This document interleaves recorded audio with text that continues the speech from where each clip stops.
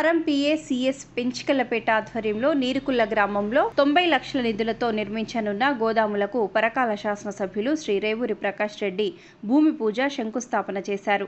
కాంగ్రెస్ ప్రజా ప్రభుత్వం రైతుల సంక్షేమానికి పెద్ద ఎత్తున సంక్షేమ పథకాలు అమలు చేస్తుందని, సహకార సంఘాల ద్వారా రైతులకు మరిన్ని సేవలు అందించేందుకు కృషి చేస్తానని అన్నారు.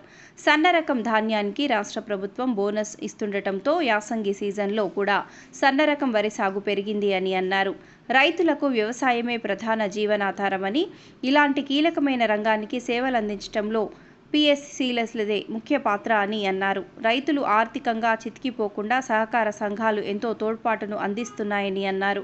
గత ప్రభుత్వాల హయాంలో సహకార సంఘాలు నిర్వీర్యమై ఉన్నాయని, కాంగ్రెస్ ప్రజా ప్రభుత్వం అధికారంలోకి వచ్చిన తర్వాత సహకార సంఘాలను చైతన్యపరచి అనేక రకాలుగా అభివృద్ధి చేస్తున్నామన్నారు.